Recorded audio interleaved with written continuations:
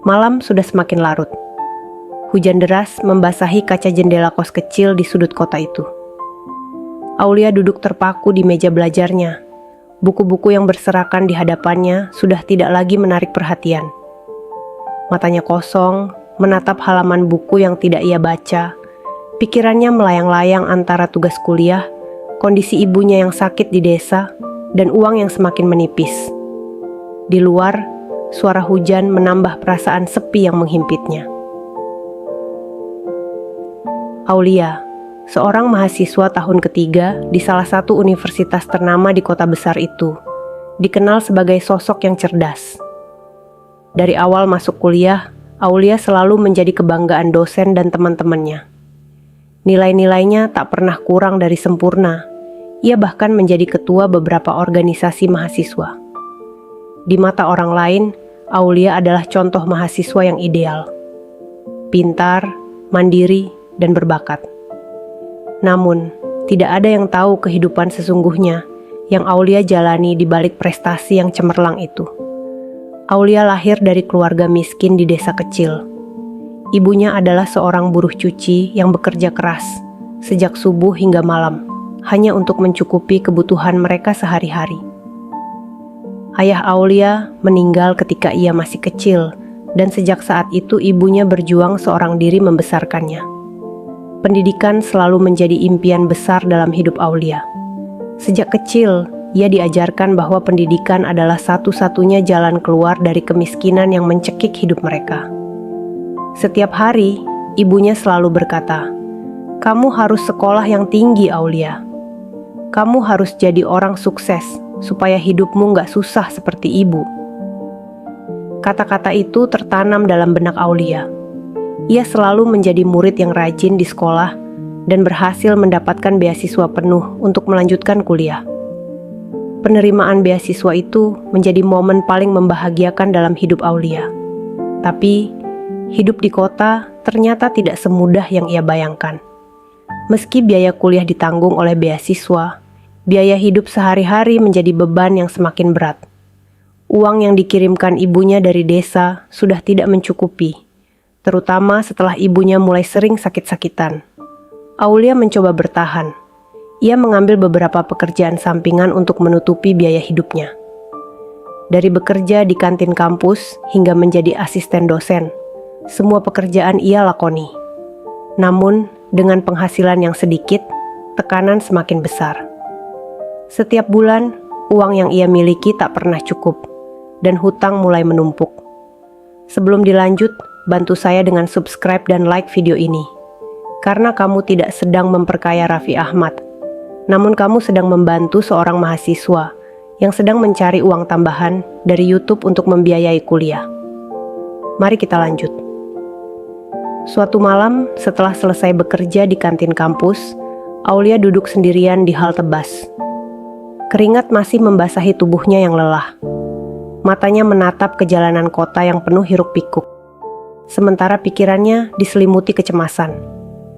Bagaimana ia bisa melanjutkan hidup seperti ini? Bagaimana ia bisa terus bertahan sementara ibunya di desa membutuhkan biaya pengobatan?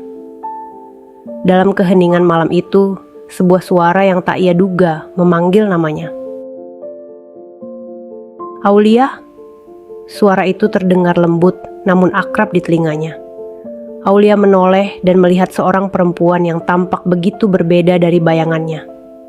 Dina, teman sekelasnya di semester pertama, kini berdiri di hadapannya dengan penampilan yang sangat berubah. Pakaiannya mewah, rambutnya rapi, dan wajahnya dipoles dengan riasan yang mencolok. Aulia hampir tidak mengenalinya. "Dina, lama gak ketemu." Aulia menyapa, meskipun dengan nada ragu. Dina tersenyum lebar dan duduk di sebelah Aulia. "Gimana kabar kamu? Masih sibuk kuliah?" tanyanya. Suaranya terdengar ramah. Namun ada sesuatu dalam tatapannya yang membuat Aulia merasa tidak nyaman. Aulia mengangguk. "Iya, masih. Kamu sendiri gimana? Kamu kan udah gak kuliah lagi, ya?" Dina tertawa kecil, seolah menertawakan kepolosan pertanyaan Aulia. Aku baik-baik aja. Malah jauh lebih baik sekarang. Udah nggak perlu repot-repot mikirin tugas dan kerja part-time lagi. Aulia hanya bisa tersenyum kecut. Ia tidak mengerti apa maksud Dina. Kamu kerja di mana sekarang? Dina menatap Aulia dengan tatapan yang berbeda, matanya tajam, dan senyum di bibirnya sedikit menipis. Aku nggak kerja yang biasa-biasa aja kayak kamu. Aku punya klien yang bayar mahal buat temenin mereka. Kamu tahu kan maksudku? Aulia menelan ludah, paham kemana arah percakapan ini. Dina tidak secara langsung mengatakan apa yang ia lakukan. Tapi dari caranya berbicara dan penampilannya, Aulia tahu dunia macam apa yang Dina masuki. Dunia yang selama ini hanya ia dengar dari cerita-cerita orang, namun tak pernah ia bayangkan akan terlibat di dalamnya. Dina, maksud kamu? Aulia terbata-bata, tidak sanggup melanjutkan kalimatnya. Dina tersenyum simpul. Kamu tahu Aulia, hidup di kota ini gak gampang. Kamu bisa terus kerja keras kayak gitu. Atau kamu bisa dapat uang cepat tanpa harus capek-capek. Aku cuma ngasih tahu aja. Kalau kamu butuh bantuan, aku bisa bantu. Aulia terdiam.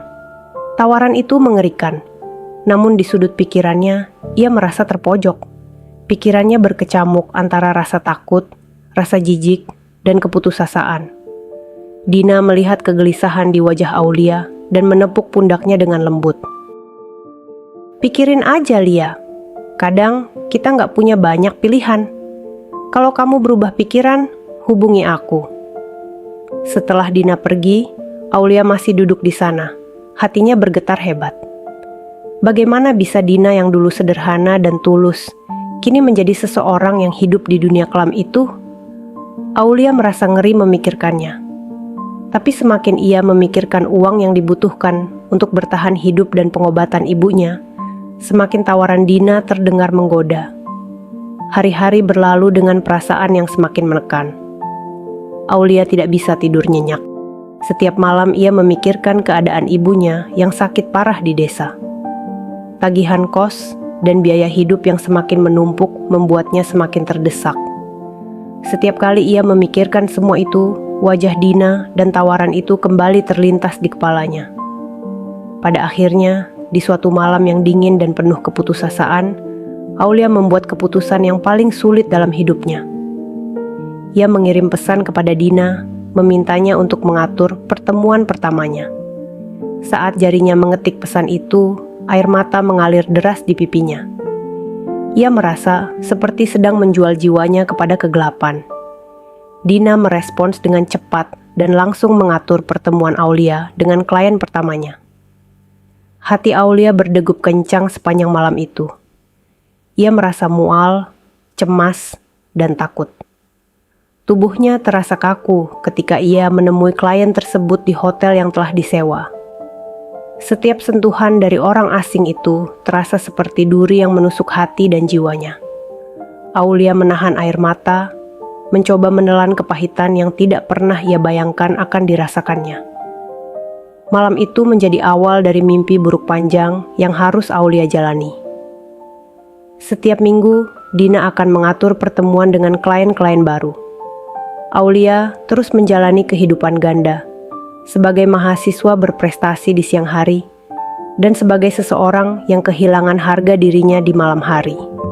Setiap kali ia menerima uang dari hasil pekerjaannya, Aulia merasa semakin jauh dari dirinya sendiri. Tubuhnya terasa kotor, jiwanya terkikis perlahan. Di kampus, Aulia masih mempertahankan citra mahasiswa pintar dan berprestasi. Ia tetap menjadi kebanggaan dosen dan teman-temannya, meskipun senyuman yang ia tampilkan hanyalah kedok untuk menutupi kehancuran di dalam dirinya. Tidak ada yang tahu apa yang sebenarnya ia jalani di balik kehidupan kuliah yang tampak sempurna itu. Namun, dunia ini ternyata lebih kejam daripada yang ia bayangkan. Suatu hari, ketika Aulia sedang duduk di kantin kampus, sekelompok teman-temannya mendekatinya. Mereka terlihat aneh, tatapan mereka penuh dengan ejekan dan sinis. Aulia merasa ada yang tidak beres. Lia, dengar-dengar kamu sekarang sering keluar malam ya? Salah satu temannya, Sarah, mulai berbicara dengan nada menyindir. Aulia tertegun. Ia mencoba menenangkan diri dan menjawab dengan tenang. "Iya, aku kan kerja part-time." Sarah dan teman-temannya saling berpandangan, lalu tertawa kecil. "Oh, part-time ya? Kerja di mana tuh? Di hotel atau di tempat lain?" Ejekan itu semakin membuat jantung Aulia berdetak kencang. Tangan dan kakinya terasa gemetar. Ia tahu, rumor itu akhirnya mulai menyebar. Dunia yang selama ini ia sembunyikan rapat-rapat kini perlahan terbuka di hadapan semua orang. Salah satu temannya yang lain, Andi, ikut menimpali dengan nada penuh sindiran. "Lia, kalau butuh uang bilang aja. Nggak usah capek-capek kerja sampai malam gitu. Kita bantu kok, nggak usah jual diri."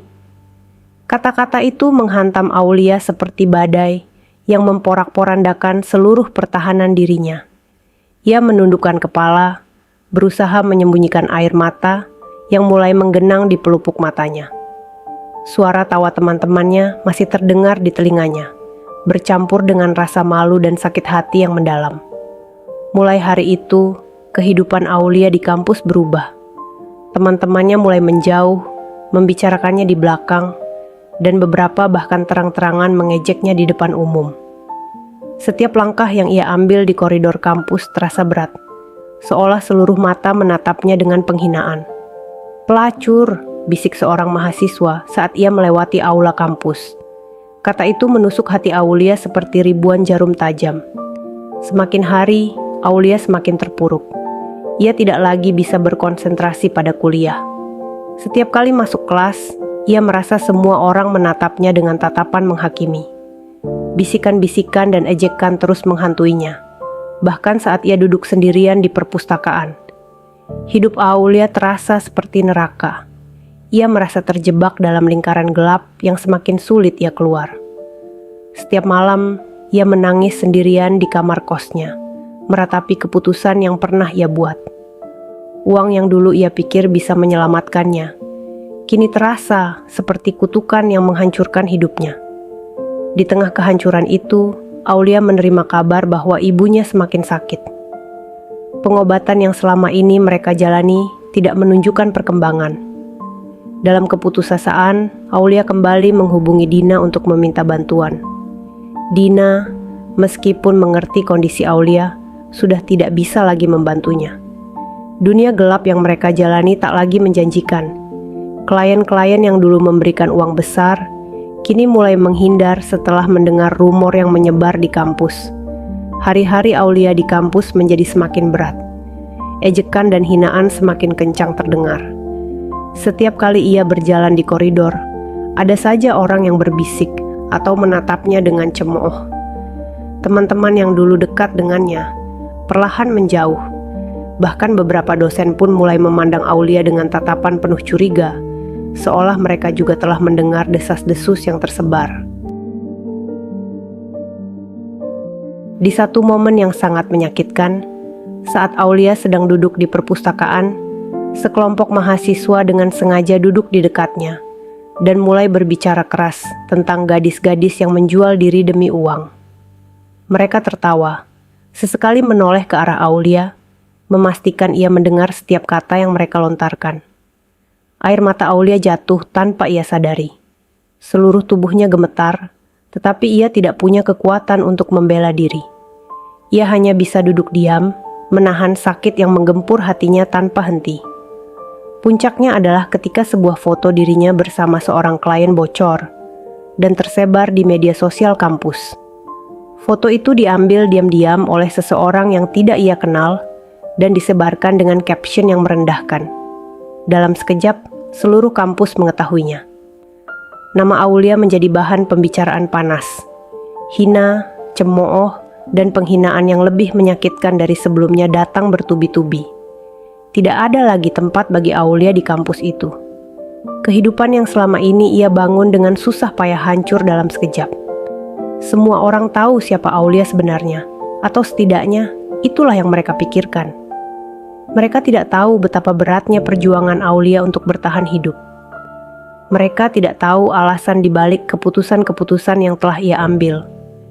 Yang mereka tahu hanyalah rumor dan gosip yang terus berputar, menghancurkan sisa-sisa harga diri Aulia. Di titik terendah dalam hidupnya, Aulia memutuskan untuk berhenti kuliah. Ia tidak bisa lagi menghadapi semua cemooh dan hinaan yang menghantui setiap langkahnya. Mimpinya yang dulu begitu besar dan penuh harapan, kini hancur berkeping-keping di bawah tekanan hidup yang tidak pernah ia bayangkan.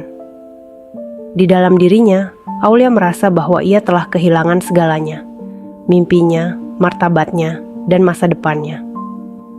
Aulia pulang ke desa, kembali ke pelukan ibunya yang kini semakin renta. Di hadapan ibunya, Aulia menangis sejadi-jadinya, meratapi segala kesalahan yang pernah ia buat. Ibunya memeluk Aulia dengan hangat, meskipun ia tidak pernah tahu apa yang sebenarnya terjadi pada anaknya. Di balik pelukan itu, Aulia merasa bahwa ia masih memiliki satu hal yang tak akan pernah bisa dihancurkan oleh dunia. Cinta seorang ibu. Meskipun luka di hatinya mungkin tak akan pernah sembuh, Aulia tahu bahwa ia harus bangkit. Bukan untuk dirinya sendiri, tetapi untuk ibunya. Mimpi mungkin telah hancur, tetapi hidup masih terus berjalan, dan Aulia berjanji pada dirinya sendiri bahwa ia akan terus berjuang, meski dengan bekas luka yang mendalam.